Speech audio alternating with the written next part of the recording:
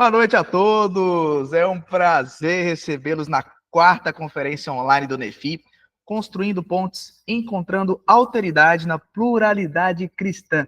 Nós somos o Núcleo de Estudos Fé Inteligente, uma comunidade que promove discussões acerca da cosmovisão cristã a partir de diversas linhas temáticas. E se você quiser conhecer mais sobre nós, segue a gente no Instagram, @Nefi Estudos, e se inscreva em nosso canal do YouTube, Núcleos de Estudos Fé Inteligente, para assistir a todo o conteúdo produzido por nós até o momento.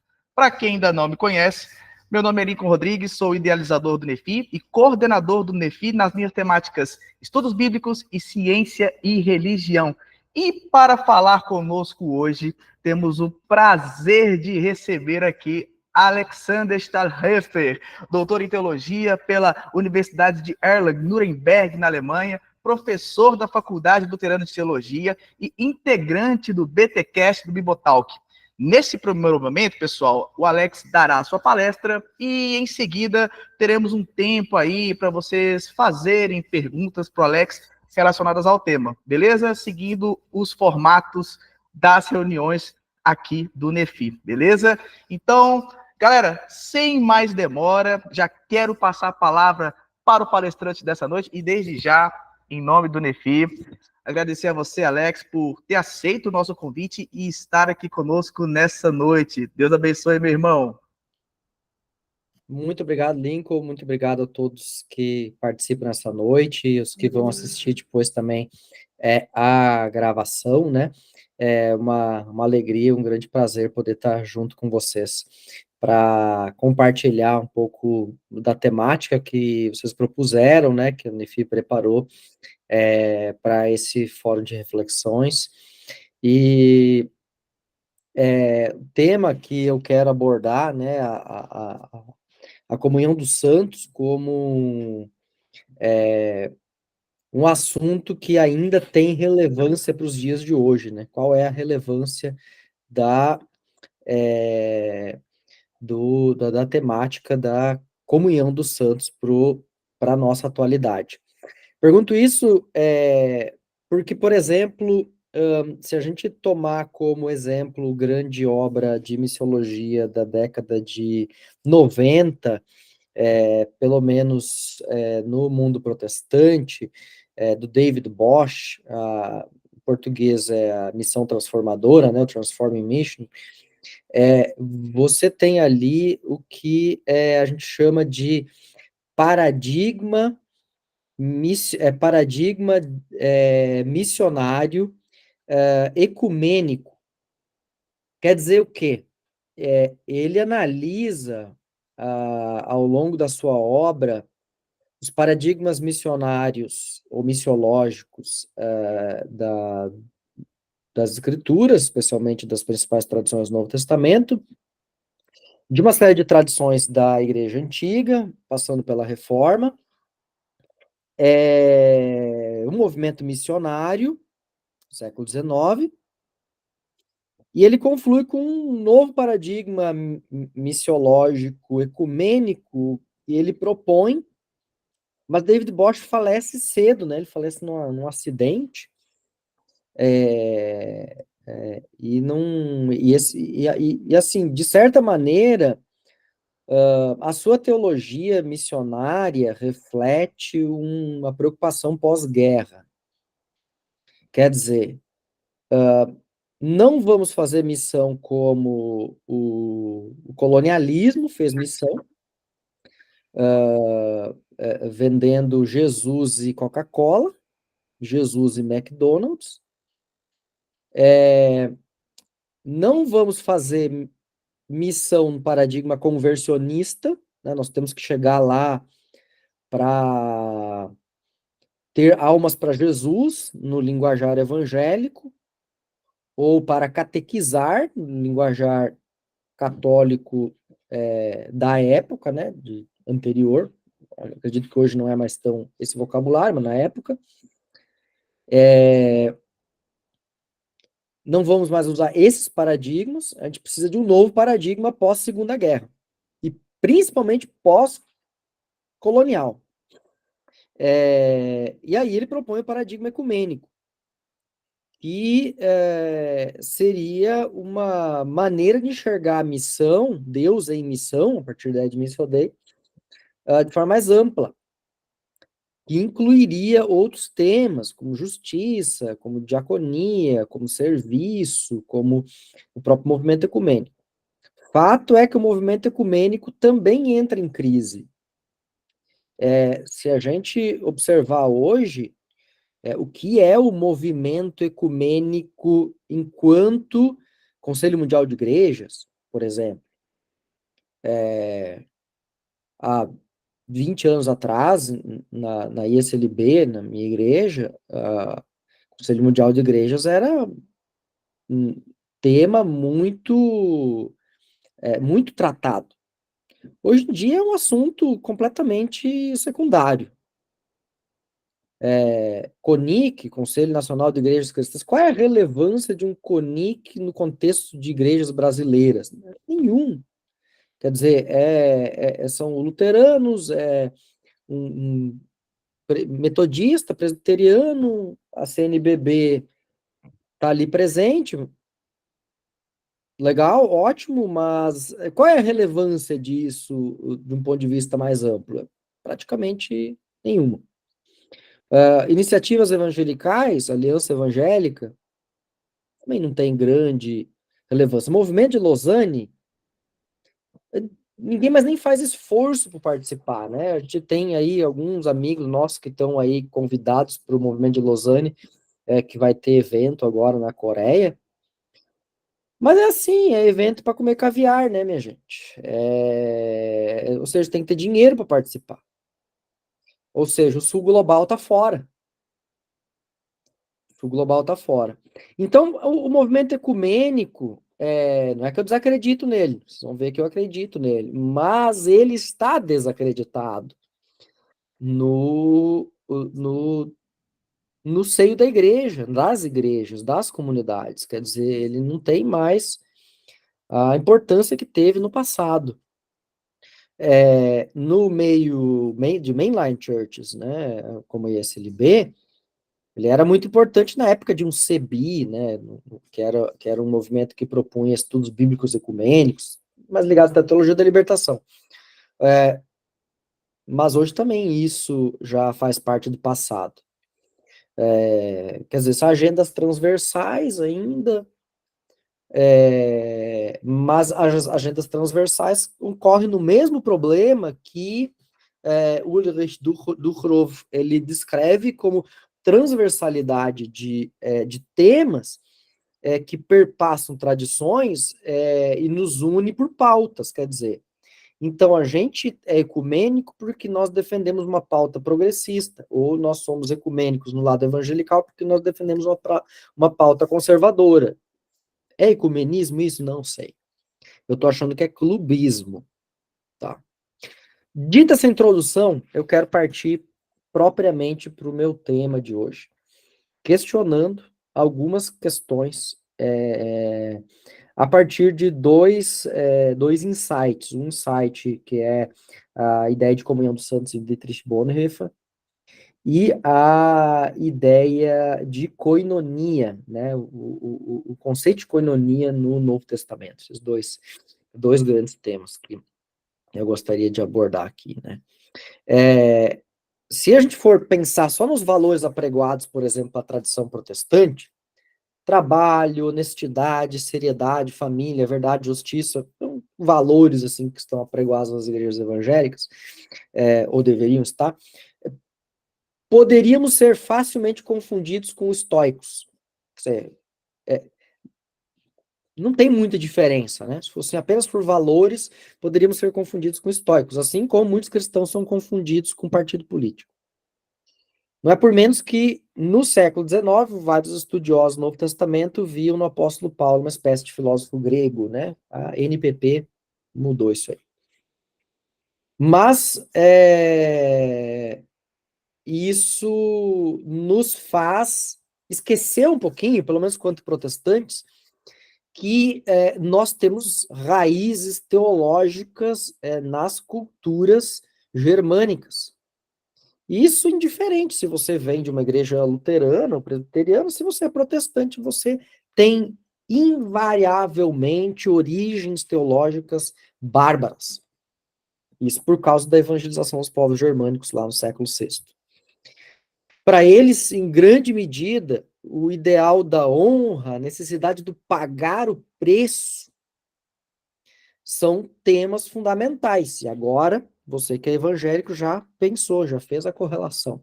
Pagar o preço, honra ferida, Anselmo de Cantuária, doutrina da satisfação. Veja só que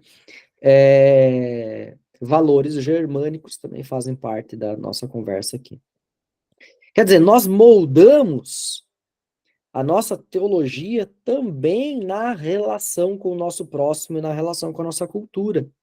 A cultura que serve de pano de fundo, ou que serviu de pano de fundo para a chegada do cristianismo na Europa, não só a cultura romana no primeiro momento, mas depois também as culturas germânicas, eslavas e por aí vai, elas também moldaram a maneira com que o cristianismo foi se desenvolvendo ao longo do tempo. Mas o que torna, a minha pergunta é o que torna a fé cristã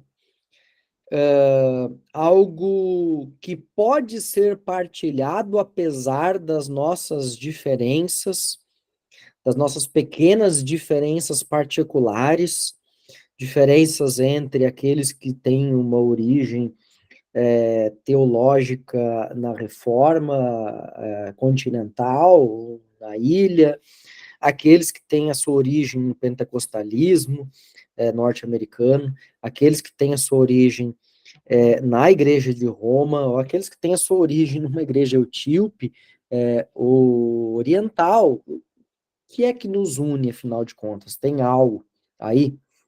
Então, a questão que nós precisamos responder não é meramente sociológica, ela tem um caráter teológico fundamental. Ou seja, nós precisamos olhar para além daquilo que é o fenômeno igreja e olhar para aquilo que é a definição teológica de igreja.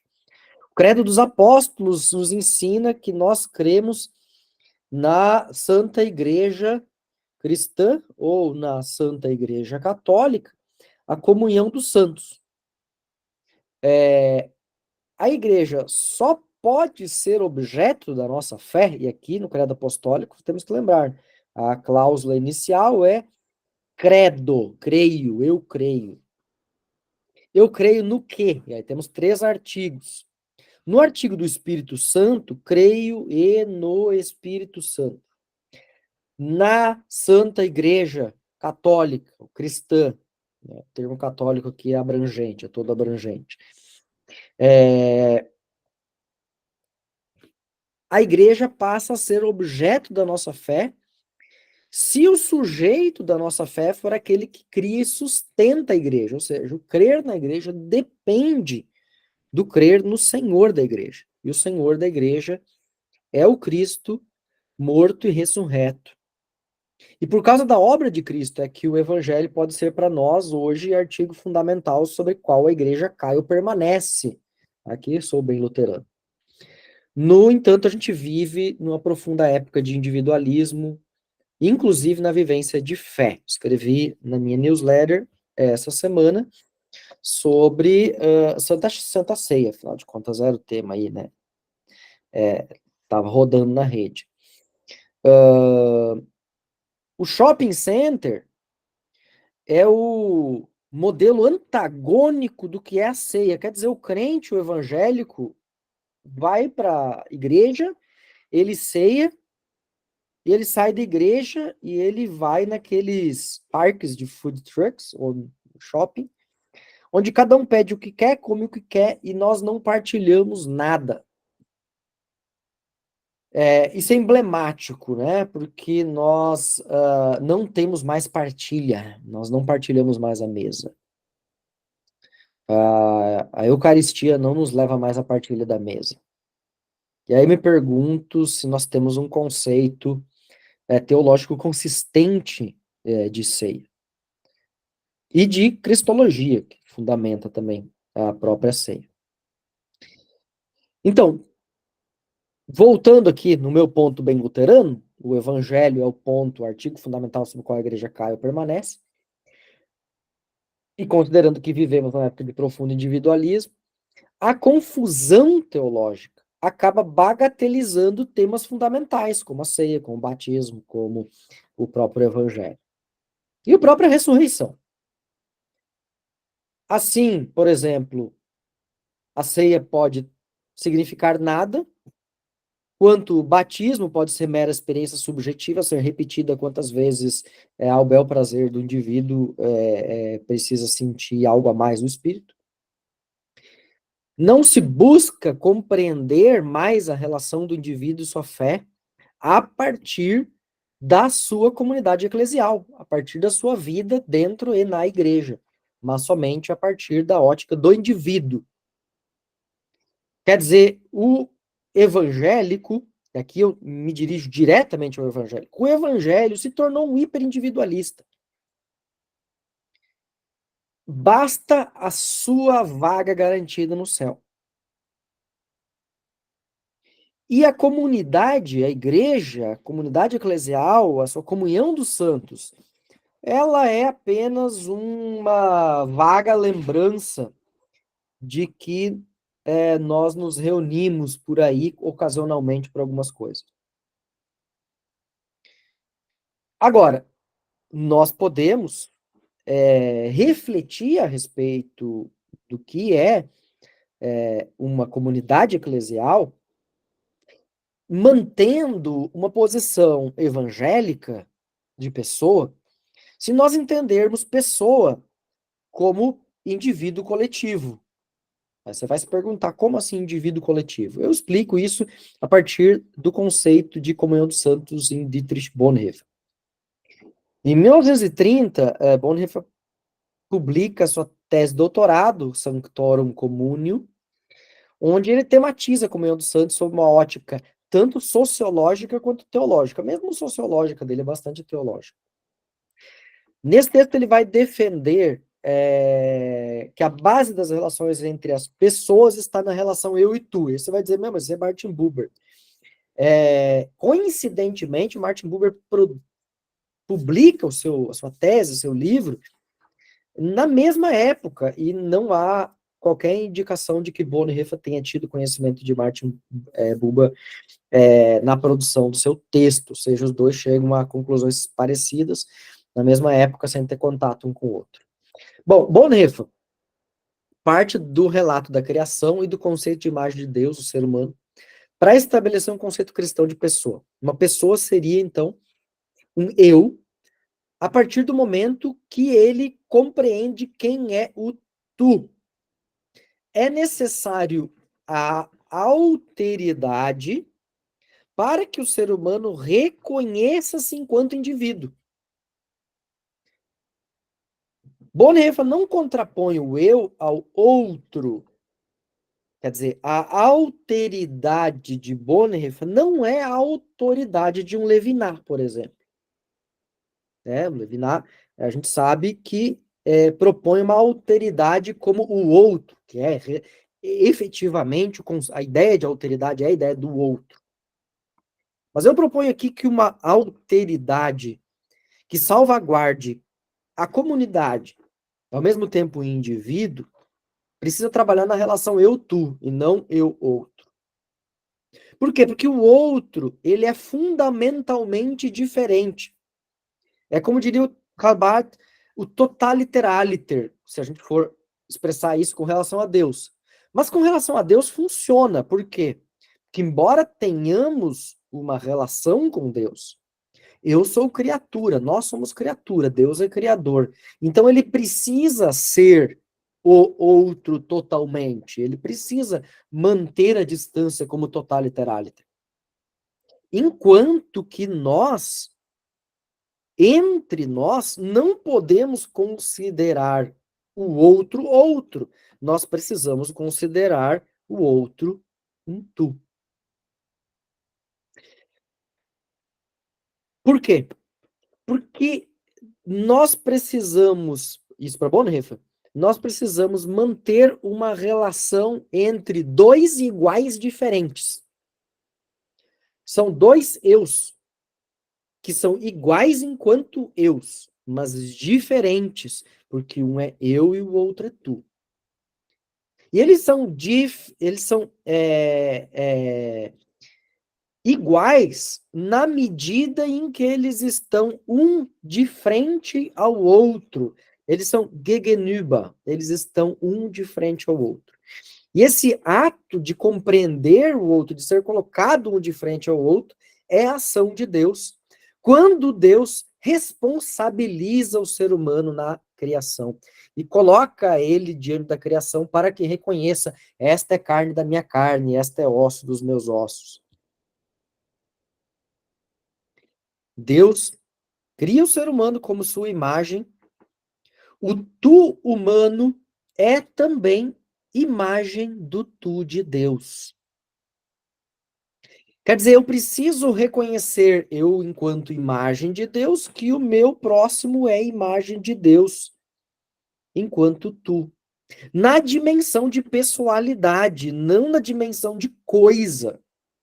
A alteridade de Levinas pode facilmente nos fazer esquecer que o outro não pode ser objetificado. A alteridade do tu nos lembra que ele, o próximo, é a imagem de Deus. Mas esse reconhecimento não se dará senão pelo Espírito Santo, que torna possível alguém reconhecer o outro como tu e este, por sua vez, como imagem do tu divino. Ora, não vamos chegar a essa conclusão por vias filosóficas, senão por uma via iluminativa. Quer dizer, se o Espírito assim não nos convencer, não chegaremos lá. Então, para Bonhoeffer, o ser humano está neste processo de se descobrir, nesse processo, neste vir a ser, enquanto ele se reconhece como eu e reconhece o próximo como tu.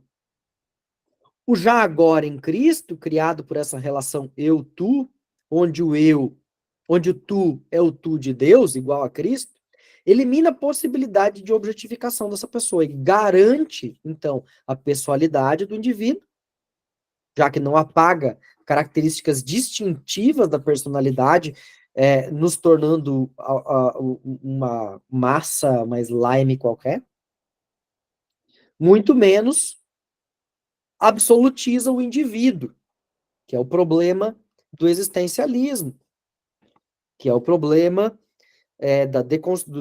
da perspectiva deconstrucionista. O indivíduo é absolutizado, é o problema das teorias de gênero atuais. Elas anulam o eu e o tu num mar de eus. Não há mais tu, só há uma multidão de eus. Portanto, se recuperarmos Bonhoeffer, a relação básica do ser humano é eu e tu. E isso implica um reconhecimento tanto como uma rejeição do outro. Por quê? Porque a fé em Deus e a incredulidade se projetam para dentro da relação eu e tu. O pecado é o não reconhecimento do tu de Deus no tu humano. Caim não pode matar Deus, o tu divino. Portanto, ele mata o tu humano, seu irmão. Ele reconhece no seu irmão Deus e mata o seu irmão, porque no fundo o seu desejo é assassinar o próprio Deus. Nós assassinamos o nosso próximo e nós quebramos a comunhão e destruímos as nossas relações com o próximo, com a sociedade, com a natureza, com a criação, porque nós reconhecemos sim no outro um tu. o tu divino, e, portanto, nós precisamos matá-lo. Por isso, nós crucificamos Cristo. Não foram os judeus, nós crucificamos a Cristo. O tu absoluto. Agora, nessa relação e tu, numa perspectiva de comunhão cristã, reconhecemos o tu de Deus no tu do irmão e da irmã. E nesse contexto, a ideia de que o amor cristão não olha para o interesse próprio, senão para o interesse do próximo, se reflete uma citação escolhida por Bonhoeffer de Lutero a respeito da ceia. Bonhoeffer escreve assim, citando Lutero: através do amor somos transformados em um outro de muitos pedaços, somos feitos um pão e um cálice. Damos lugar à sua forma e assumimos uma comunhão. O pão partido é um pão. O corpo partido é um corpo. Não são muitos corpos. Não são muitos pães. É um pão. É um corpo que é partido. Então, o paralelo com a teologia sacramental aqui é evidente. A ceia deveria ser, se vista nessa perspectiva, esse é o problema da teologia da ceia atual, que é uma bolachinha água e sal distribuída para alguma coisa que ninguém nem sabe para que está fazendo, de certo, só porque está na Bíblia. A ceia compreendida de uma forma sacramental tem como grande vantagem teológica o compromisso que nós assumimos ao recebermos o próprio corpo de Cristo e ao comungarmos do corpo de Cristo, fazendo parte deste corpo, não podemos considerar o outro como o outro, senão como tu. Esse conceito de pessoa precisa ser aplicado à igreja. Se aplicado à igreja, nós temos uma mudança de perspectiva. Por quê? Porque aí esta comunhão passa a ser corporificada num eu coletivo, a igreja passa a ser o grande eu, e a sociedade, o mundo, passa a ser um grande tu.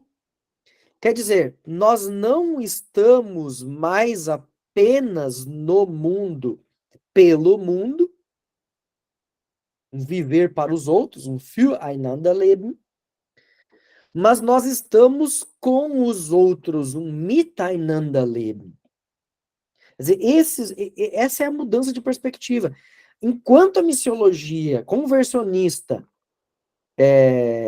tinha como ideia de que nós precisamos levar Deus às pessoas, essa perspectiva sacramental percebe a ação da igreja no mundo não como uma igreja que apenas está aí para o mundo, für einander, mas com o mundo, miteinander.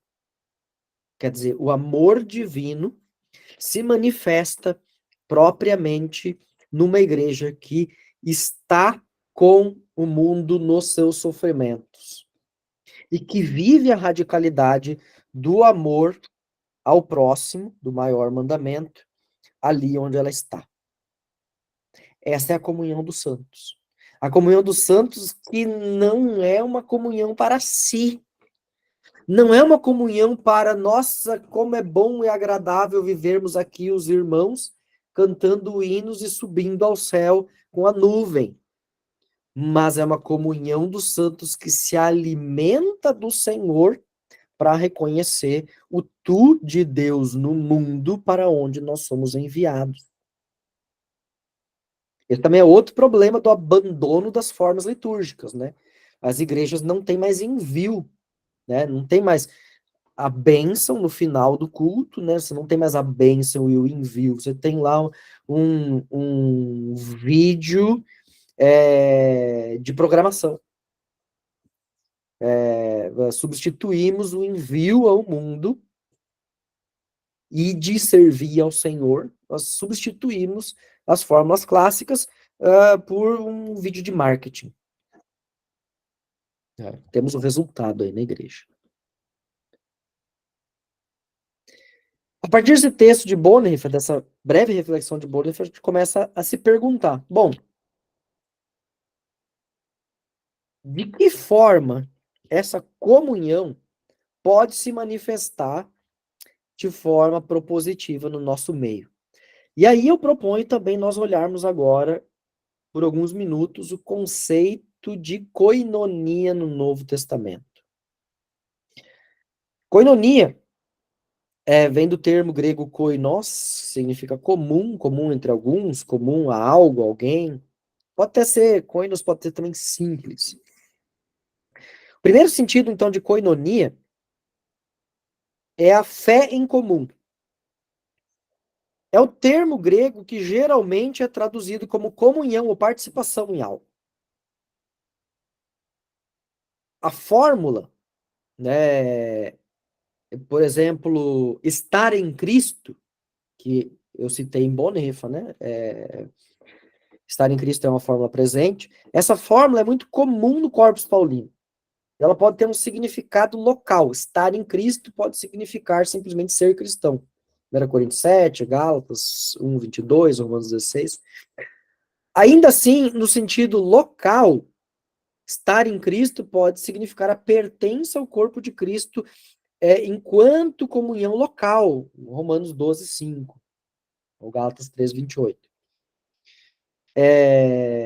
Werner Kimmer diz que todos esses casos em que de usos de em Cristo apontam uma ligação dos cristãos com o evento salvífico, escatológico e a comunidade cristã fundamentada pelo próprio Cristo. Assim, a preposição em, estar em Cristo, ter comunhão em Cristo, a koinonia, ton kyrion, esta koinonia em muitas vezes não tem um sentido local, mas faz uma referência à relação entre o cristão e o seu Senhor. Nesse sentido, a gente encontra também referências à nova criação. Se alguém está em Cristo, é nova criatura. 2 Coríntios 5:17, que está em conformidade com 1 Coríntios 1:30, 1 Tessalonicenses 3:8. A nova vida está fundamentada no estar em Cristo. E também Paulo exorta os cristãos em Cristo. Para o apóstolo, a fé e a salvação estão fundamentadas em Cristo. Quer dizer, em Cristo não é qualquer fórmula. Juntamente com essa dimensão da comunhão na fé, o termo koinonia aparece na expressão comunhão do Espírito, koinonia pneumatos. 2 Coríntios 13:13, Filipenses 2:1. Para James Dunn, a comunhão do Espírito seria uma experiência subjetiva, compartilhada por cada cristão de estar participando do mesmo Espírito. O teólogo pentecostal Craig Keener compreende a expressão a partir da função do genitivo subjetivo. Quer dizer, a comunhão do Espírito é a comunhão criada pela ação do Espírito. Sem dúvida, não dá para falar de vida cristã sem remetermos à ação do Espírito, como também Bonhoeffer já apontou. Há sim uma dimensão da experiência subjetiva da fé, compartilhada pelos indivíduos, mas ela não constitui a base da comunhão cristã, porque a base da comunhão cristã não está na experiência subjetiva. Senão poderíamos falar simplesmente aqui de um Schlechtlieniges no clássico do Schleiermacher, né, do conceito de dependência última de Deus. A fé enquanto sentimento de dependência última de Deus. A fé não pode ser simplesmente um sentimento subjetivo. Ela tem uma base. E o fundamento dela é o próprio Cristo. É a própria doutrina de Cristo. Para Gerhard Barth, é a participação no sofrimento e morte que transmite a salvação. Ou seja, é a comunhão com Cristo que se apresenta na forma de participação na sua morte e ressurreição, como vemos em Romanos 6. Romanos 6 que fala do quê? Do batismo. De novo, o problema de nós jogarmos fora a tradição sacramental. Quando jogamos ela fora e batismo é só um lugar para termos uma sensação legal, então nós perdemos o foco de Romanos 6 e da questão do ponto objetivo da fé. Nós tornamos a fé meramente uma questão subjetiva. O significado da cruz de Cristo é atualizado na vida da pessoa por meio da ação contínua do batismo, que continuamente nos remete, nos faz voltar à morte do velho homem e à vida do novo. Então, a ressurreição no batismo é a antecipação do anúncio da justificação final e da vida com Deus. Seguindo a argumentação de Paulo nesse mesmo capítulo de Romanos 6, a nova vida em Cristo exige oferta gratuita de si mesmo, não mais ao pecado, mas a Deus como instrumento de justiça. E, portanto, a participação, a outra tradução possível de koinonia, a participação, a koinonia na morte e na ressurreição de Cristo, ou seja, nós não apenas comungamos da doutrina, nós comungamos da morte e da ressurreição de Cristo no batismo, nos coloca numa nova relação com o nosso semelhante. Participamos agora da comunhão no corpo de Cristo. Outro modelo de comunhão cristã é o da ceia. É a celebração do estar em Cristo comunitariamente. Mas disso eu já falei um pouquinho antes, não vou retomar aqui com detalhes. De forma prática, vemos o conceito de koinonia aplicado em Filemon. Ali o vocábulo se refere ao companheiro de Paulo na obra e na comunhão e na fé que eles têm entre si. Para Clark, o fato de Filemon ser um participante da obra do Evangelho demonstra em ações a comunhão de fé que eles comungam. Quer dizer, aquilo que é a realidade da koinonia em Cristo se torna koinonia em Cristo com o tu, com o outro, mitainanda, com o outro. Em Romanos 15, 26, Paulo sugere que seja feita uma certa comunhão para os pobres. As nossas Bíblias traduzem como oferta. O termo grego é koinonia. Paulo sugere que seja feita uma comunhão para os pobres. Quer dizer, nós vamos juntar aquilo que é comum a nós, nossos recursos, e ofertar. Que comunhão poderia ser essa, se não recursos financeiros para auxiliar os irmãos na fé? Por isso que o assunto volta com força, 2 Coríntios 8, onde koinonia é traduzido como participar na coleta em favor dos pobres. E em seguida, no capítulo 9, Paulo vai dizer que essa contribuição financeira, de novo koinonia, dada em generosidade, é louvor a Deus. Quer dizer, não é sobre dízimo para honrar pastor, essa baboseira toda. É a koinonia que tem como finalidade participar do louvor a Deus como reflexo da generosidade e oferta de amor. A oferta, além de suprir a necessidade, é serviço, diaconia, é adoração, doxa, e promove a unidade dos cristãos. Pois os que estão sendo ajudados oram pelos que estão ofertando. 9:14. Estar em Cristo torna-se, portanto, ponto de partida e campo de base para uma vida de motivação e orientação totalmente diferente. Como diz James Dunn. Gerhard Barth também aponta que o estar em Cristo representa uma mudança de disposição e de uma atitude do cristão. Em Filipenses, para ele, os filipenses não tinham demonstrado apenas uma atitude de consumidor mas de alguém que se engaja ativamente pelo evangelho. Isso mostra no fato de os filipenses terem enviado ofertas, Filipenses 4:10, bem como a preocupação ativa deles pelo apóstolo Paulo. O próprio hino cristológico de Filipenses 2, 5-11, é precedido por uma cláusula condicional. Se há koinonia no Espírito, então há a mesma atitude, a mesma disposição mental de Cristo. Quer dizer, se nós temos comunhão no Espírito, se nós temos koinonia com o Espírito de Deus, então a nossa mente tem a mesma disposição de Cristo. Isso é profundo demais. Além dessas observações do Corpus Paulino, poderíamos observar também isso presente na obra de Lucas, especialmente Atos 2:42, texto clássico, né? União na doutrina, na comunhão, as orações e tendo tudo em conjunto. Justino Mártir e a Didaquê atestam que era prática da igreja primitiva reunir-se diariamente para ouvir a mensagem dos apóstolos, para refeições conjuntas, para entoar hinos, para orar em conjunto, para reunirem ofertas. As refeições conjuntas sempre fizeram parte da prática de Jesus e das práticas das culturas mediterrâneas. Era um símbolo de proximidade e de intimidade.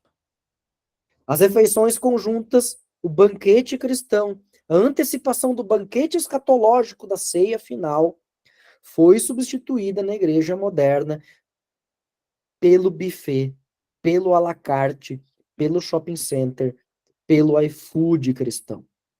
Nós fazemos um banquete doutrinário. As nossas igrejas pescam doutrinas conforme o sabor e o gosto. O importante é ter umami na nossa doutrina. Né? O importante é nós termos sensações. Consequências. A gente precisa, sem sombra de dúvida, reforçar uma compreensão do que é corpo de Cristo. O individualismo, e diria mais o hiperindividualismo, faz com que a pregação tenha um escopo muito limitado à adesão individual. Não é de se admirar que no meio evangélico nós temos o surgimento de um novo cristianismo cultural, não mais no modelo liberal hitcheliano, não mais do protestantismo cultural alemão do século XIX, mas nós temos agora um protestantismo cultural conservador, que no fundo é liberal, tá? De passagem,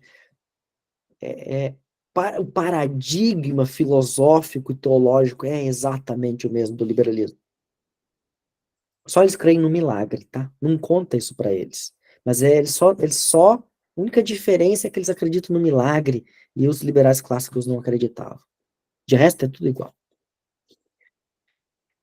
Não há clareza do evangelho, não há clareza de discipulado, não há clareza de seguimento de Cristo, não há clareza de comunhão, não há clareza bíblica. É um corpo de Cristo onde cada um faz o que quer. Se toda pessoa cristã realmente pertence ao mesmo Senhor, comunga do mesmo Espírito, partilha da mesma fé, por que não uma jornada comum? Por que não a prática da reconciliação? Por que não a confissão de pecados? O perdão mútuo? Por que não tratar os desentendimentos? A síndrome de Mark Driscoll é mais comum do que a gente quer reconhecer. Pior é que a igreja evangélica gosta. A igreja tem se tornado lugar mais de sofrimento do que de cura. Membros ferem pastores, pastores ferem membros. A imagem de comunhão dos santos vai por água abaixo. Importa mais eu do que o tu. Um exemplo simples. Estou há 2 anos com os colegas aqui da faculdade tentando oferecer uma capacitação para leigos e pastores na área de aconselhamento tá? Aconselhamento familiar. E a igreja vive de boca cheia, dizendo, nós somos pró-família, é família, família. Então, vamos oferecer um treinamento sobre aconselhamento para famílias. Nós não conseguimos fechar turma, não tem interessados. Por que não tem interessados? Porque deveria ser uma capacitação para eu lidar com os meus problemas, porque eu não tenho tempo para lidar com o problema do outro. O cristão hipermoderno, hiperindividualista, consumista, não tem a menor preocupação com o seu próximo. Portanto, ele não tem tempo e não tem condições e não quer se envolver com o próximo. Ele não quer uma koinonia mita e nanda. Ele não quer uma igreja que vive com os outros. Ele quer uma igreja para si. Ele quer uma igreja à imagem e semelhança de si mesmo, de preferência parecida com um shopping. Fica mais de acordo com o seu desejo. Por isso, prática de oferta hoje praticamente inexiste. Que igrejas ainda recolhem ofertas que são destinadas exclusivamente para fora? A maioria das igrejas só recolhe ofertas para si mesmo. Não envia um centavo para fora. Faz aqui e ali uma ação esporádica, talvez um desencargo de consciência moral, mas não compartilha no e do que Deus tem nos dado.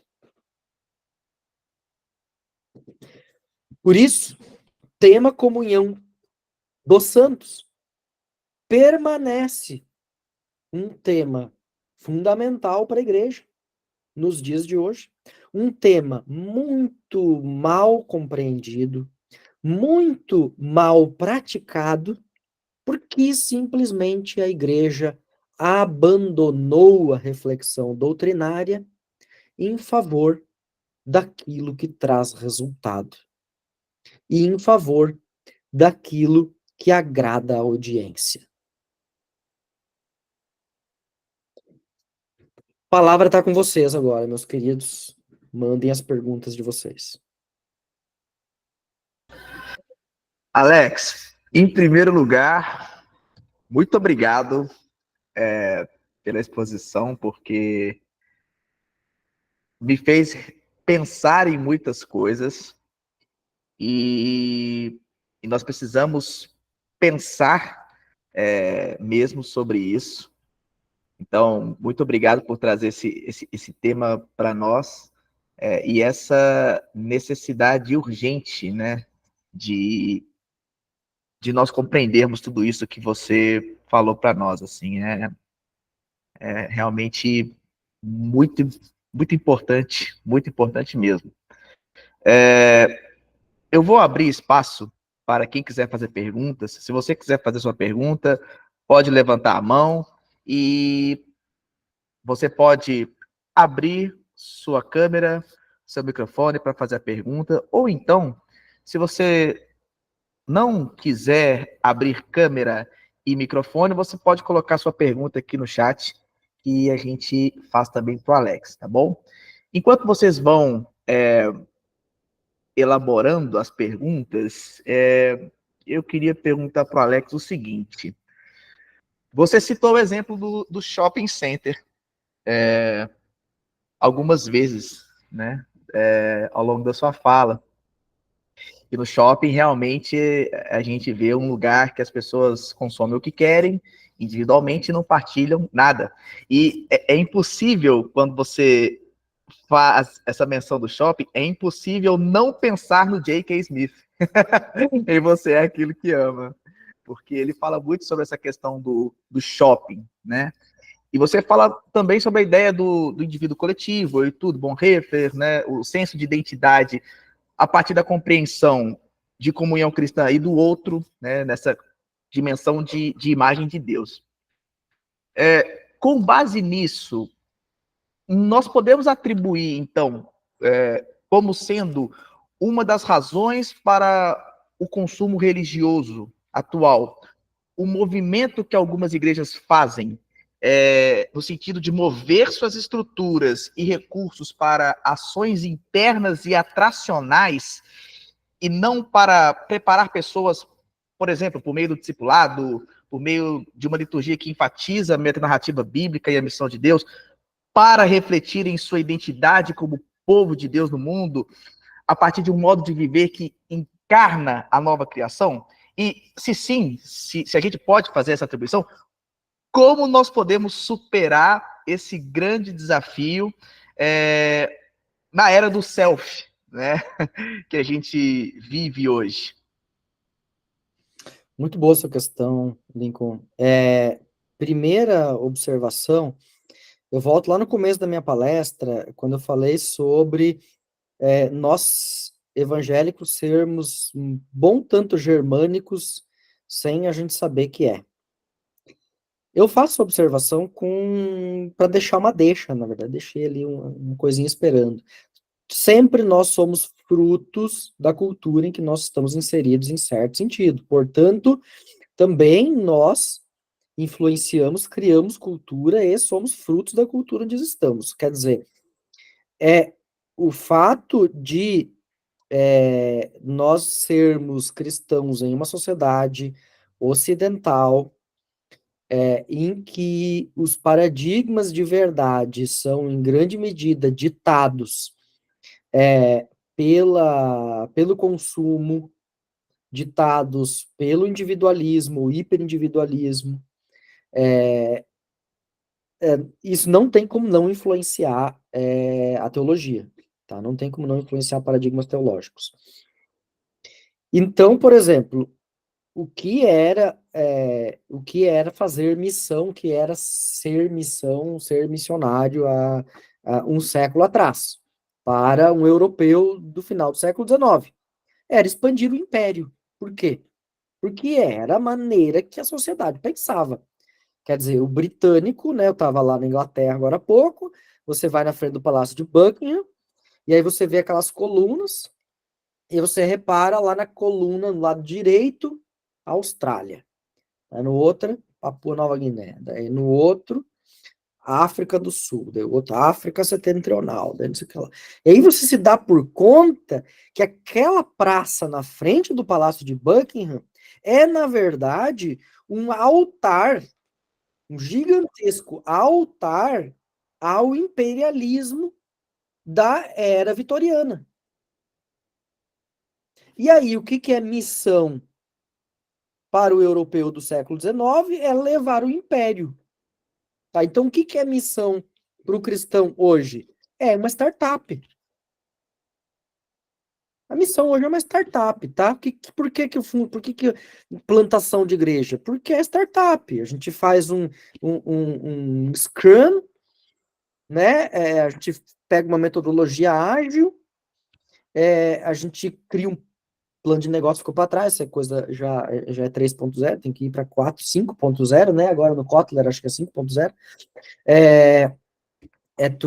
Tu tem que pegar um negócio mais agilista, tem que pegar Kanban e tal, fazemos o backlog aqui das nossas iniciativas missionárias, e a gente transporta isso para dentro da igreja, ou seja, as estruturas de decisão são por que os pastores são CEOs, né? Por que não tem mais a estrutura colegiada, episcopal? Isso daí não precisa nem dizer, né? Para episcopal não faz sentido, né? A estrutura é de CEO mesmo, né? E aí, se você não tem resultado rápido, a gente fecha e abre outra, né? Ou a gente faz rebranding, né? Aqui na cidade teve rebranding agora, né? Que é o pessoal do Bola, e caiu fora, né? Depois do Rina ter, ter, ter dado o que a gente já sabia que ia dar, né? Então, depois dessa do Rina, daí o pessoal decidiu cair fora do Bola, daí eles fizeram um rebranding. Troca de prédio, troca de nome, continua a mesma porcaria. Né?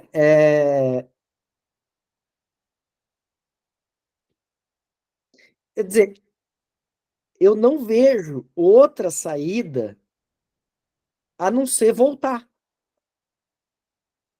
a não ser voltar. Então você se surpreende com um evangélico que diz: deixa eu voltar para a Igreja Católica? Não, eu não me surpreendo nada. Nada. E nem fico triste, na verdade. Nada. Tem gente vindo para a luterana porque quer uma coisa mais tradicional, depois descobre que tem uma luterana progressista, ele se arrepende e tal. Por que esse movimento? Porque a igreja se liquefez, para a gente usar aqui um termo baumaniano. Então a gente precisa de base sólida. E aí, assim, não adianta construir base sólida e com estrutura de startup na igreja. Porque a estrutura de startup vai comer essa base. Ela vai devorar essa base. Porque ela não suporta ela. Porque na hora do vamos ver, você teria que considerar o outro igual. Só que aí o CEO não deixa. Então, ela sempre vai devorar a doutrina. Né? E aí é óbvio, porque são estruturas religiosas. A estrutura startup é uma estrutura religiosa. O shopping center é uma estrutura religiosa. O shopping center é a catedral gótica pós-moderna. Né? Pé direito alto, a glória do Deus invisível a mercado.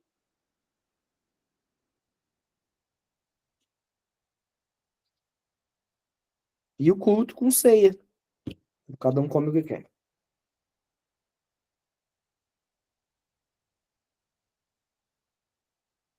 Mas vamos lá, vamos ver o que mais nós temos aí. Sensacional, Alex. Sensacional, mano. Bia? Boa noite, gente. Primeiramente, queria dizer que eu estou chocada com essas informações. Muito obrigada, professor, pelo seu tempo, pela sua aula. Maravilhosa a palestra. E trouxe realmente esclarecimento para tanta dúvida e questionamento que a gente tem. E, assim, às vezes a gente se desgasta.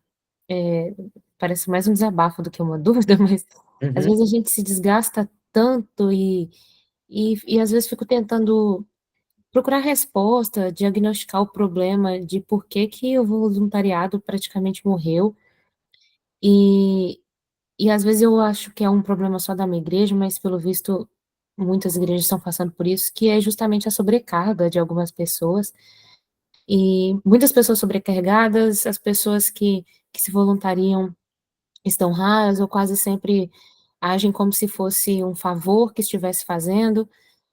Eu não sei se existem conselhos que você possa dar para que a gente estimule as pessoas ao voluntariado e entender a honra e a importância que é ser um voluntário. Nesse mundo tão individualista, será que é possível? Obrigado, Bianca, pela pergunta. É bastante importante a gente tratar isso. Primeiro, eu não utilizaria o vocábulo voluntário mais na igreja. Voluntário vem de voluntas, vontade, é aquele que tem vontade de fazer. Aí nós trabalhamos com a ideia de que a gente precisa ter vontade para ajudar.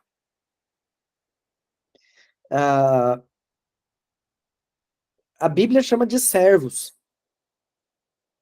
doulos, servos de Cristo. E isso é pior ainda. Imagina você assim, fazer um jaleco, servo da igreja. Aí ninguém vai querer. Ninguém vai querer servir. Só que a gente tem que pensar na perspectiva de quem nós estamos servindo, a quem nós estamos servindo. Aquilo que nós fazemos na igreja não é para o pastor. É obra do Senhor. E é uma honra poder servir ao Senhor. O problema da lógica do voluntariado, que foi muito difundida pelo Bill Hybels, né, que era lá, o livrinho dele lá era a revolução do voluntariado, se chamava. livrinho dele. Então, o Bill Hybels vendia a ideia de que você devia fazer um programa dos voluntariados, escrever cartãozinho para o voluntário para manter ele motivado, porque você precisa manter a sua equipe motivada, blá blá blá. Tá, o que que é isso? Dale Carnegie. Isso aí. Não tem nada de Bíblia nisso aí. Tá? Quer dizer, a gente pode manter o voluntariado na UTI evangélica, né, ligado por aparelhos. Aí, quando ele está morrendo, nós vamos lá e tocamos adrenalina nele. Para dar uma levantada neles. Aí, como é que a gente faz adrenalina neles? Campanha. Ó, pessoal, agora vai ter a campanha. E daí, com essa campanha aqui, nós vamos levantar e tal, a igreja. Aí, o voluntário tá down. Nós vamos trazer agora aqui o palestrante, o fulano de tal, a banda evangélica de sucesso e tal. Aí, vamos dar um up na igreja. Aí, o voluntariado vem porque que daí ele vai estar no backstage, no cafezinho, com o cara que escreveu o livro, com o cara que toca no tal banda e tal. Gente, isso aí é tática para tática para igreja pós-apocalíptica manter zumbi caminhando, coisa que já está morta. Tá? Se a gente quer falar de servir a Deus de forma genuína, nós temos que passar por discipulado. Então, a única maneira de manter voluntários, servos de Deus, dedicados na sua obra, é por meio do discipulado. E o discipulado vai implicar em comunhão genuína. Se nós estivermos no discipulado permanente, discipulado aqui não é pegar um livrinho e a gente estudar junto, discipulado aqui é caminhar junto com os irmãos de forma consciente e clara na igreja. Nós vamos nos preparar melhor uns aos outros, motivar uns aos outros, ouvir as confissões de pecados e anunciar absolvição uns aos outros. Nós vamos estar não só bem preparados, mas também vem motivação. Aí a gente pode falar de ter vontade. Ela vai vir dentro desse contexto. Então, e sempre vai ser difícil, tá? Mas confia numa coisa. Confia numa coisa. O Senhor Jesus nos prometeu uma coisa. Orem ao Senhor da seara que envie trabalhadores.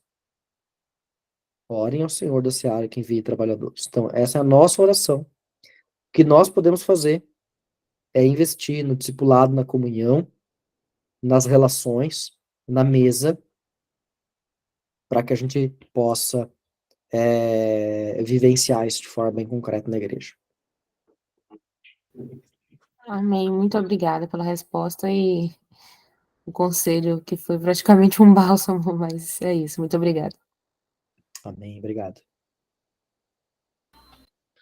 Obrigado, Bia. Pessoal, mais alguém quer fazer alguma pergunta para o Alex? Quem quiser fazer pergunta, levante sua mão ou deixe aqui no chat. Arthur, meu querido, Arthur esteve conosco ontem, palestrando aí na abertura da nossa conferência. Que prazer ter você de novo conosco, meu irmão. Eu que agradeço. Obrigado, pessoal. Obrigado, Alex, pela palestra. Foi muito enriquecedora. Fiquei lembrando de junho, quando você estava aqui. Foi muito bom. Muito bom. Na verdade, eu queria só tirar uma dúvida. E a outra coisa seria a respeito da pergunta da Bianca, né? Uhum. Da questão do voluntariado, de servir, né? Eu, dando um testemunho, Bianca, eu, pelo menos aqui onde eu vivo, onde eu estou, além do que, obviamente, o Alex falou, uma coisa que eu percebi que ajudou tem ajudado, né? É quando essas pessoas, elas começam a amar, né? A mensagem cristã, a Nosso Senhor, a revelação, etc.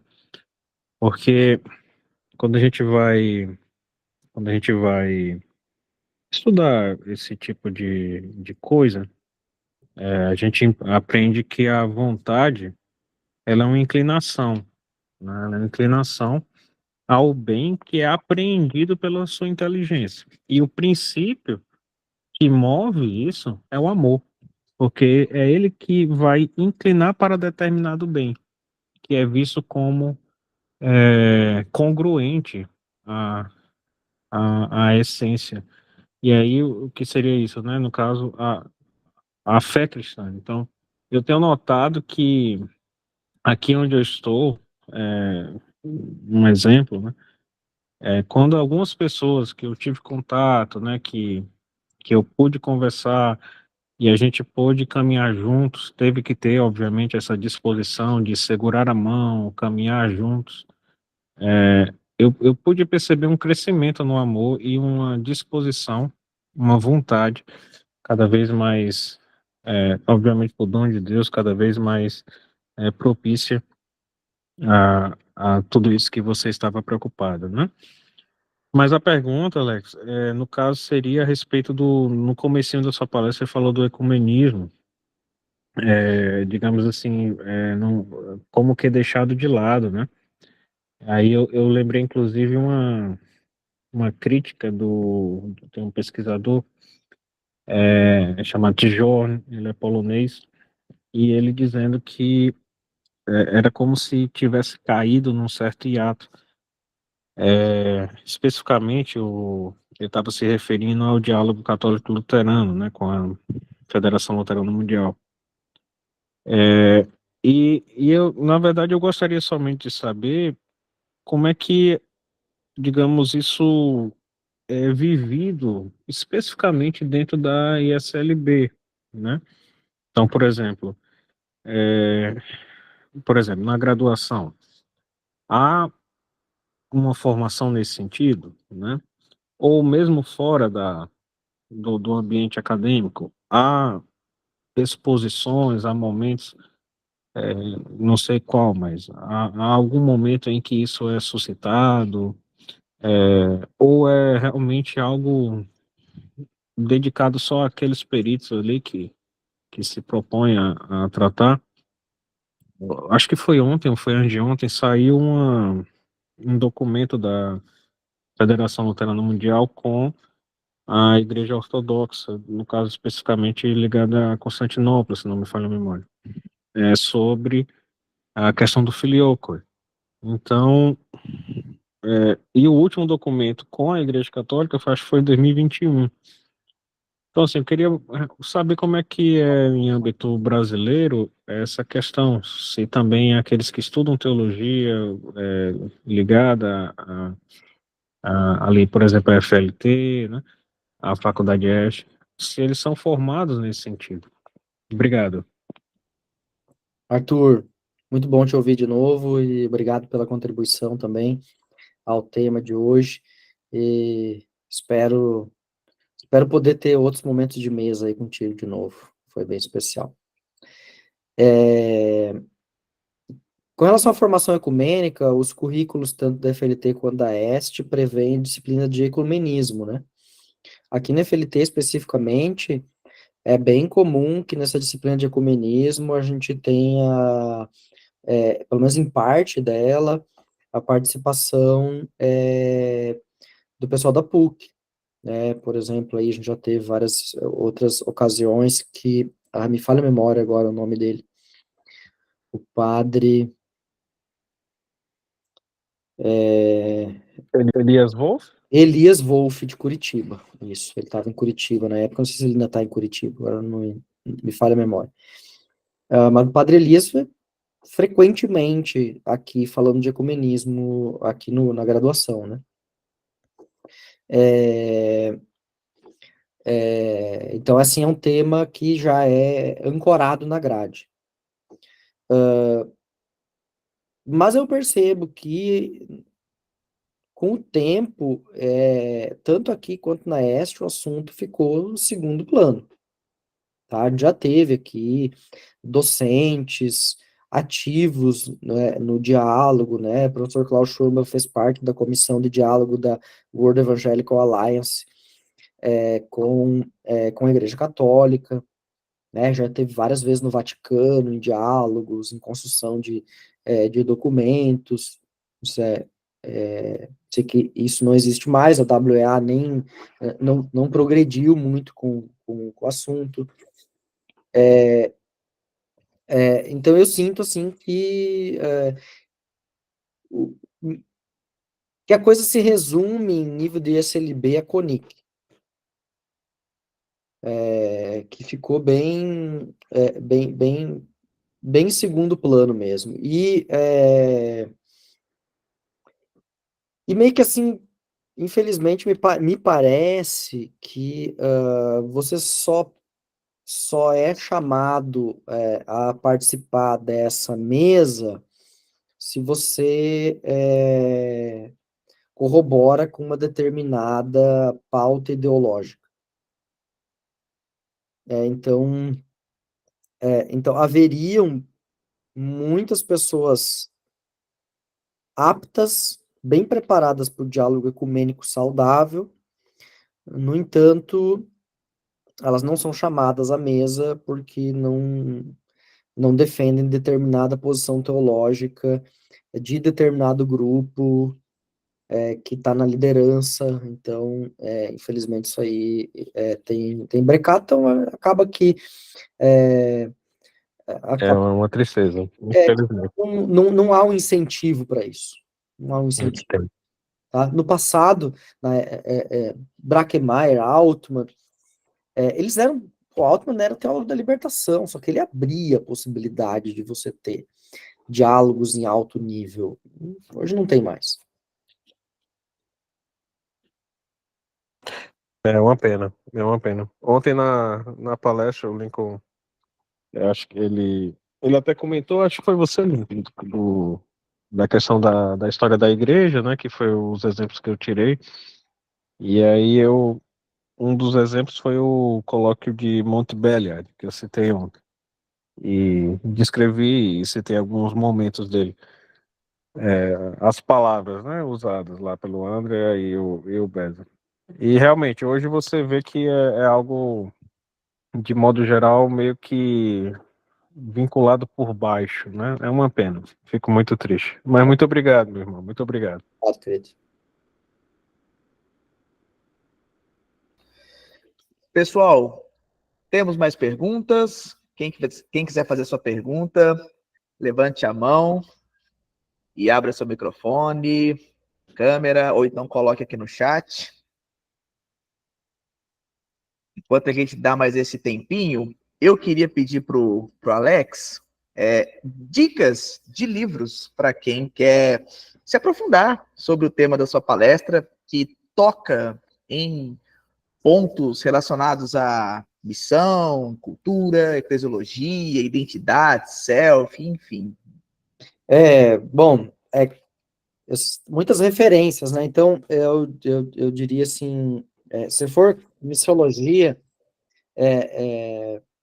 não tem como você não passar por David Bosch, né? A missão transformadora. Mas se você quer uma coisa mais introdutória, eu diria para você ir no o Michael Gorin, Missão da Igreja Hoje, acho que é o nome do livro dele.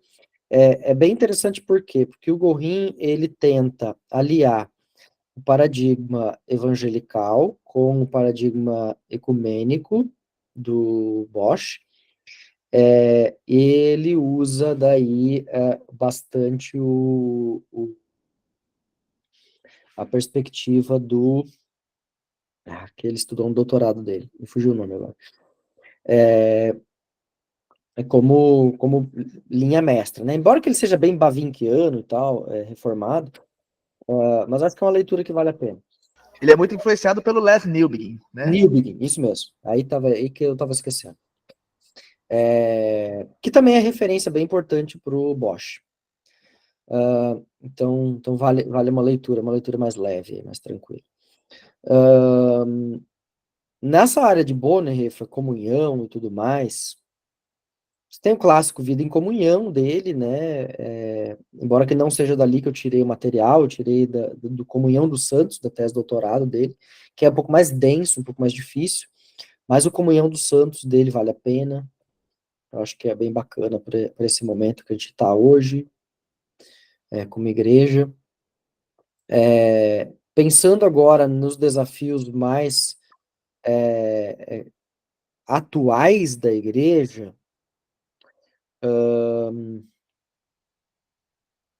tem um carinha que eu gosto, vou achar aqui, se eu consigo achar rapidinho aqui, ou se você só tem em casa.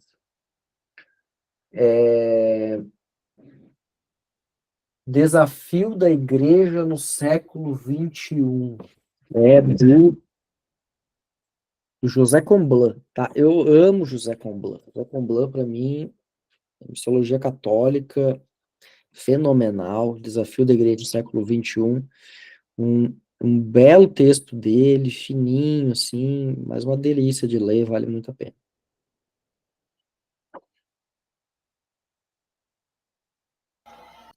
Muito bom, Alex. Pessoal, vão anotando aí as referências, tá bom?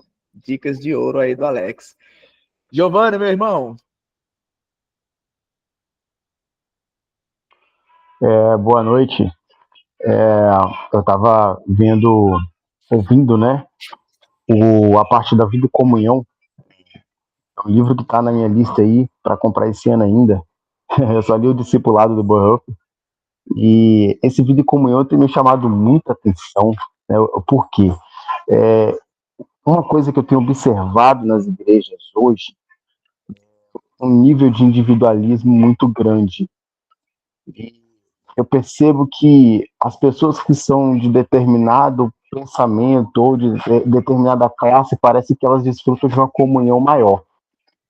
E se você for de alguém que está passando por uma transição de igreja, que é o que está acontecendo de forma radical nos últimos anos, parece que depois da pandemia, ou se eu estiver enganado, me corrija, está sendo radical essa transição, então você vê muitos cristãos em crise, eles entram na igreja e parece que existe uma comunhão em teoria, e parece que é difícil se engajar. Aí eu queria saber até que ponto isso é normal, e até que ponto essa forma de pensar igreja, pensar comunhão, realmente está, eu posso dizer, tá distorcido, né?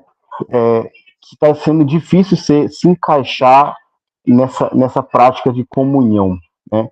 E aí, parece que, para finalizar minha pergunta, e minha reflexão, assim, que é em forma de pergunta, parece que está sendo difícil você dialogar com os líderes, porque não parece que esse convite para o diálogo é como se fosse uma afronta ao entendimento do líder que já tem um conforto estabelecido ali, né? Porque, às vezes, para gerar uma comunhão, exige um diálogo, exige expressar as discordâncias. E eu percebo várias pessoas com esse problema de comunhão na igreja, né? Essas crises de fé, crises existenciais. Então, assim, essa palestra de hoje como é que posso dizer? Me esclareceu muitas coisas e eu acho que me gerou uma oportunidade de falar sobre isso e fazer essa pergunta. Não sei se eu fui claro, mas é isso. Obrigado, Giovanni. Não, tranquilo. Eu vou fazer um exercício com você. Abre todos vocês aqui, quem estiver ativo nesse momento aqui, prestando atenção, vai ali no chat, tá? E você vai responder com uma palavrinha só a minha pergunta, tá? Só uma palavra. Complete a frase. Quando eu morrer, eu vou para o...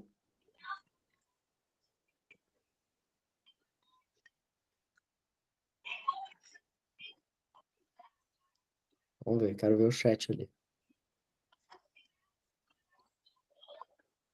Céu, paraíso, tá aí.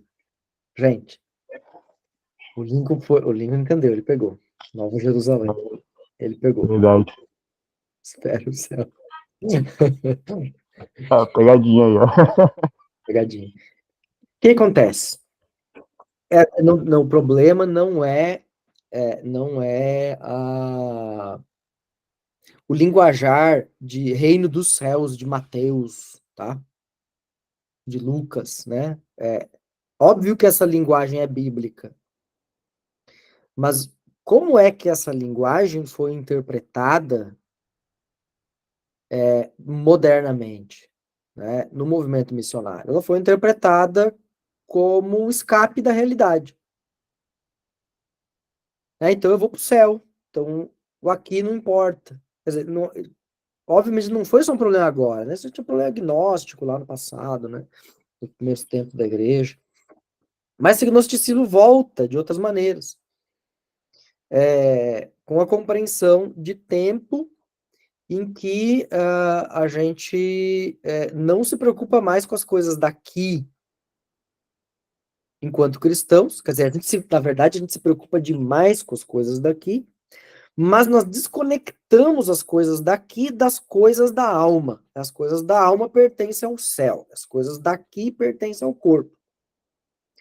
Então, a minha alma está resolvida, né? Eu fiz a oração de entrega. Então, esse setor da vida, que é a alma, está resolvida, ela vai para o céu. Então, agora deixa eu trabalhar. Vamos para o serviço, vamos fazer as coisas da vida, vamos tocar aqui, né? Porque não cai pronto do céu, a gente tem que ganhar. O nosso pão aí, temos que trabalhar. Quer dizer, há um descompasso entre a nossa vida cristã e a nossa vida no século.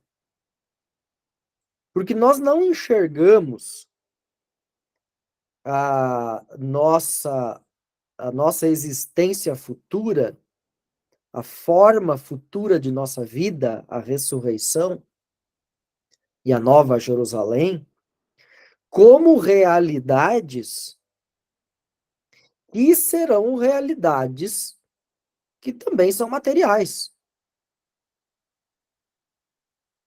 Há corpo, há ressurreição do corpo, há Nova Jerusalém, há uma nova criação, e por aí vai. Isso quer dizer que, em certa medida, quando eu, crente, agora vamos se botar no lugar do crente lá na igreja, que não está refletindo essas questões que nós estamos aqui. Então ele está pensando que ele não precisa se envolver com as coisas. Ele não precisa se preocupar, porque basta a oração de entrega. Basta a conversão. E está resolvido. Toda a vida dele está resolvida. Então, ele pode ser miliciano, traficante, bandido, mas ele fez oração de entrega. Mas ele pode ser um cidadão de bem que fez oração de entrega. Mas que vive como malandro. Né? Entregando que eu gosto de Roberto da Mata. Tá? No final das contas, nós somos bem brasileiros, muito brasileiros, extremamente brasileiros, temos dentro das nossas igrejas as mesmas estruturas coronelistas, milicianas, bandidas da sociedade, dentro da nossa igreja. Mas como nós vamos para o céu? Porque a gente fez a oração de entrega, então nós não precisamos mudar nada. Né? A gente não precisa mudar nada. E aí essa questão de a pessoa se preocupar em mudar de igreja, porque a igreja é incoerente, é isso ou aquilo, ele nem pensa nisso. Porque o evangelho é só um item de consumo. Então ele liga o YouTube. E ele acha a pregação do Hernandes Dias Lopes, do Edir Macedo e do Silas Malafaia do mesmo nível teológico. Ele não consegue nem distinguir que são três coisas completamente diferentes. Tá? Isso é, claro, são escolhas de tiozão, né? A galera mais jovem vai de David Leonardo e por aí vai, né? Mas ele não consegue distinguir o coach da pregação da sua igreja de outra coisa, porque para ele basta a oração de entrega e o céu está garantido. Então não há o que aprofundar, não há para que aprofundar. Ele só precisa de um impulso para o dia, né? Ele só precisa ouvir uma mensagem que faça ele de novo ter bons impulsos.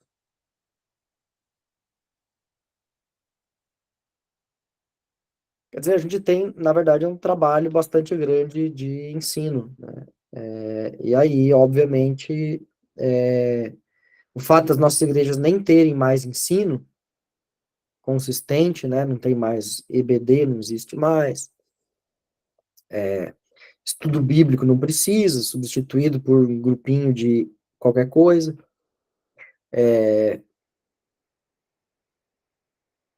Só mostra, só é um reflexo da situação que a gente está vivendo.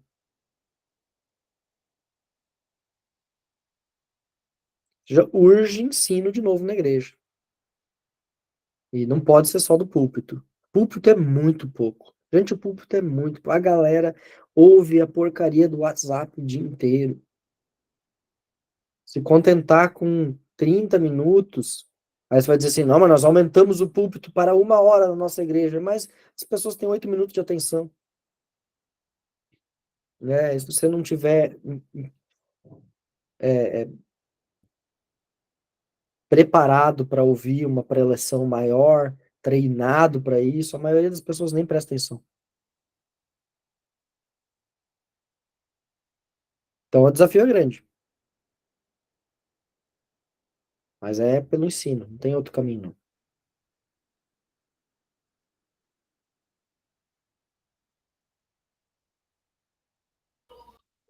Muito bom. Lidar com essa realidade é um desafio, é isso mesmo, Giovanni. Com certeza. Desafiador. Mais alguém, pessoal? Mais alguma pergunta?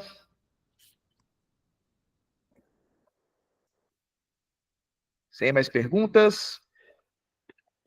Beleza, pessoal. Sem mais. Foi ótimo, gente. Foi maravilhoso. Foi incrível esse momento que nós tivemos aqui com o Alex. Um momento riquíssimo. E, gente, é só o segundo dia, tá? Amanhã nós temos o último dia da nossa conferência online do DeFi, Construindo Pontes. Amanhã nós vamos receber aqui o Vinícius Couto para nós continuarmos falando sobre essa temática.